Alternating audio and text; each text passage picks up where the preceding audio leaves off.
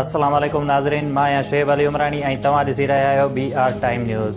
सभ खां पहिरियां शामिल कंदासीं हीअ रिपोर्ट।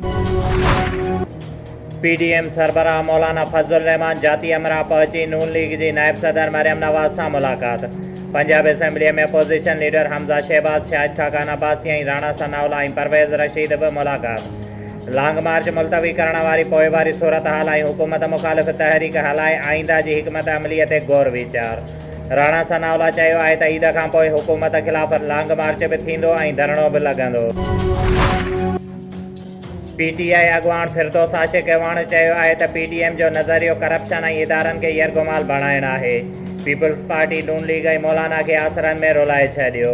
जेको बम हुकूमत मथां किरणो हुयो बिलावल उहो PDM मथां उछलाए छॾियो। हाणे कूड़ी राजकुमारी मौलाना जे कुल्हे ते कंधु रखे रोई रही आहे। सहाफ़ी अजय कुमार जे क़ातिलनि ख़िलाफ़ प्रेस क्लब दौड़ जे तरफ़ां सदर गुलाम मोहम्मद सियाल जी क़ियादत में एहतजाजी मुज़ाहिरो कयो वियो, जंहिंमें मुतालिबो कयो वियो त सहाफ़ी अजय कुमार जे क़ातिलनि खे गिरफ़्तार करे फांसी ॾिनी वञे। ॿी सूरत में एहतजाज जो दाइरो वधायो वेंदो। गुज़िरियल ॾींहुं बुछेरी मरकज़ी रेलवे जामे मस्जिद गोसिया बुछेरीअ में हिकु अज़ीम शान महराज मुस्तफ़ा शब बारात मुनक़िद कयो वियो, जंहिंजी सदारत पीर ऑफ गंबट पीर सैयद तारिक अली शाह जीलानी कई, जंहिंमें पाकिस्तान जे मशहूरु नातख़्वाननि समेत शहर जे मुख़्तलिफ़ माण्हुनि वॾे अंग में शिरकत कई। 2009 में प्राइमरीअ जी टेस्ट पास कंदड़ नौजवाननि खे पहिरियां ऑर्डर ॾियो। नवाबशाह में नौजवाननि जो एहतजाजी मुज़ाहिरो, जंहिंमें नौजवाननि जो चवणु हुयो त असां मेरिट ऐं क़ाबिलियत ते टेस्ट पास कई ऐं ऑर्डर जारी करण जूं घुर्बल मार्कूं 60% हुयूं, जॾहिं त असां 70 खां 80% मार्कूं खयूं।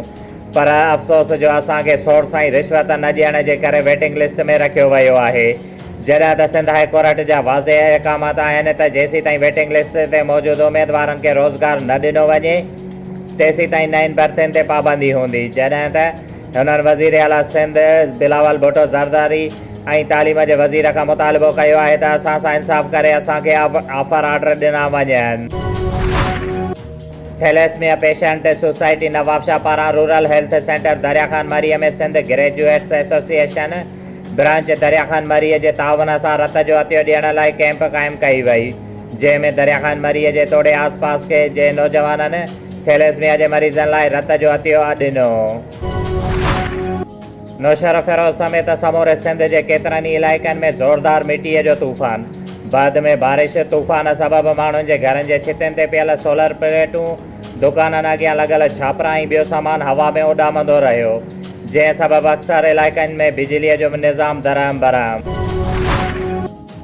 मोरो शहर में PhD टेस्ट पास कंदड़ नौजवान ऑफर ऑर्डर न मिलण ख़िलाफ़ तालीम खाते ख़िलाफ़ एहतजाजी मुज़ाहिरो कयो, जंहिंजी अॻुवाणी शाहिद पल मोहम्मद रमज़ान साबकी ऐं ॿिया करे रहिया हुया, जंहिं ते हुननि जो चवणु हुयो त असां 11 साल अॻु सिंध यूनिवर्सिटीअ जी निगरानीअ में 60 खां वधीक मार्कूं खणी टेस्ट पास कई हुई, पर उन वक़्तु कामोरनि मेरिट जी लताड़ करे पंहिंजा ऐं रिश्वत वारा नवाज़ा हुया, जंहिं ते हुननि मुतालिबो कयो त असां समेत पहिरियां जिन टेस्ट पास कयो आहे उन्हनि खे ऑफर ऑर्डर ॾिना वञनि, पोइ भले नयूं भर्तियूं जारी कयूं वञनि।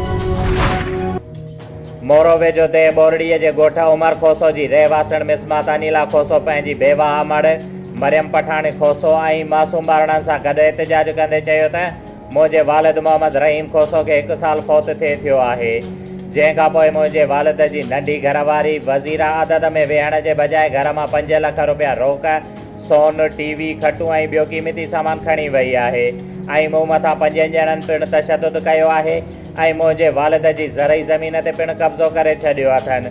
अहिड़ी शिकायत पुलिस वटि खणी विया आहियूं, पर पुलिस न असांजी ॿुधी न रही, जंहिं ते हुननि वज़ीर आला सिंध IG सिंध ऐं बस वारनि खां इंसाफ़ जी घुर कई आहे। शुएब अली उमराणीअ खे ॾींदा इजाज़त। वधीक ख़बरुनि ऐं अपडेट्स लाइ ॾिसंदा रहो BR टाइम न्यूज़।